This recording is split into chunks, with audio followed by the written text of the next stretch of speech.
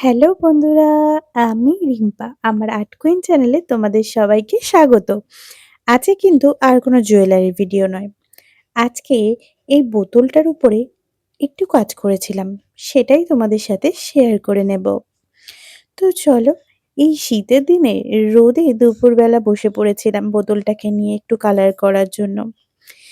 দেখো, সবার আগে কিন্তু বোতলের উপরে আমি একটা প্রাইমার লাগিয়ে নিয়েছিলাম। তারপরে ক্লের সাহায্যে আমি এখানে কিছু কাজ করেছি। এটা তোমরা সম্পূর্ণ ভালোভাবে বুঝতে পারবে যখন আমি কালারটা কমপ্লিট করব।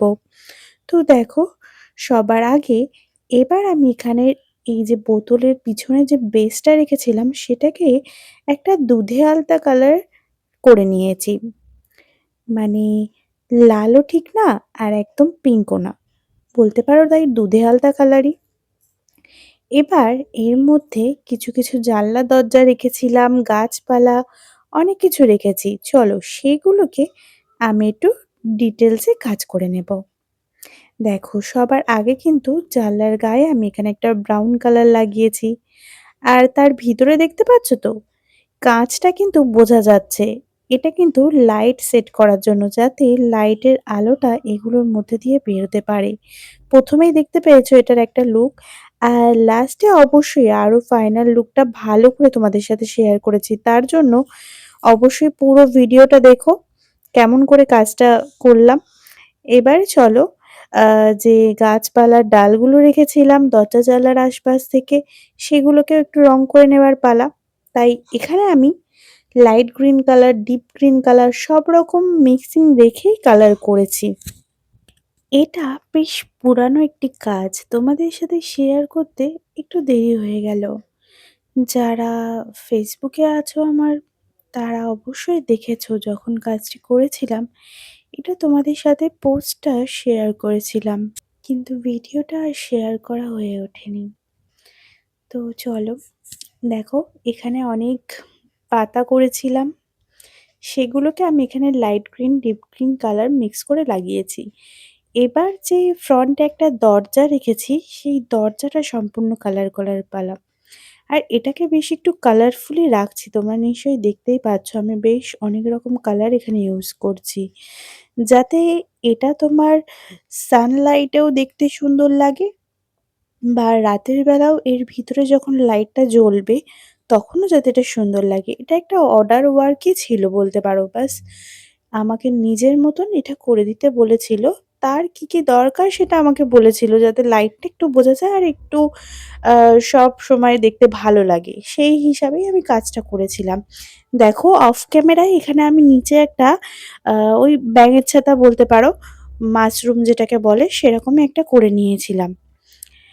এবার দেখো, উপরের দিকটা একটু বেশ ফাঁকা লাগছিল। তাই উপরের দিকটা আমি ভাবলাম একটু অন্যরকম কিছু করা যাক।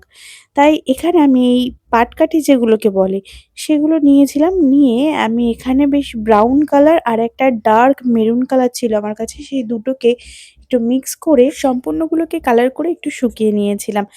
দেখো, উপরে আমি এইভাবে লাগানো স্টার্ট করেছি, কিন্তু কিভাবে লাগাচ্ছি সেটা কিন্তু অবশ্যই তোমাদের সাথে দেখাবো চলো। আ এই যে কিছুটা অংশ লাগিয়ে কিন্তু ফেলেছি। আমি এগুলোকে ক্লের মাধ্যমেই লাগাচ্ছি। তো কিভাবে লাগাচ্ছি দেখাই। ১ম এ ক্লেটাকে এখানে মেখে নিয়েছি দেখো। এবার একটু সামান্য আঠা ইউজ করতে গেছিলাম। অনেকটা বেশি আঠা পড়ে গেছিল। তো আঠাটা দেখো ভালো করে চারিদিকে লাগিয়ে নেব। এবার তার উপরে আমি যে ক্লেটা আগে থেকে মেখে রেখেছিলাম, সেটাকে একটু দেখো দিয়ে নিচ্ছি কেমন করে। আর তার ওপর থেকে আমি যে স্টিকগুলো তৈরি করেছি সেগুলোকে কিন্তু আস্তে বসিয়ে পাশ থেকে আমি পুরো কভার আপ করে দেবো একদম, যাতে এগুলো আর উঠে না আসে। আর দেখো কত টাইটলি এগুলো কিন্তু বসাতে হবে ভালো করে একদম।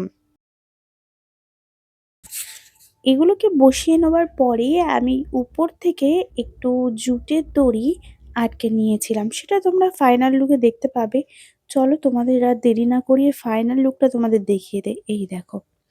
আর ওপর থেকে দেখতে পাচ্ছ জুটের দড়ি আমি ওপর থেকে লাগিয়েছিলাম। কারণ উপর থেকে একটু ক্লের অংশ দিয়েছিলাম, যাতে স্টিকগুলো ভালোভাবে আটকে থাকে। তাই সেটাকে কভার আপ করার জন্য এবং আরো সুন্দর দেখানোর জন্য আমি উপর থেকে কিন্তু এই জুটের দড়িগুলো ইউজ করেছিলাম। আর উপরে অবশ্যই মুখের কাছটা ফাঁকা রেখেছি। ওখানে তোমরা ফ্লাওয়ার-ট্লাওয়ার চাইলে লাগিয়ে নিতে পারবে। অ্যাকচুয়ালি ফ্লাওয়ার ভাস মতন ইউজ করতে পারবে। আর তলার দিকে দেখো, তলায় এইরকম মাশরুমের একটা অংশ তৈরি করেছিলাম এটাকে উপরে রাখার জন্য।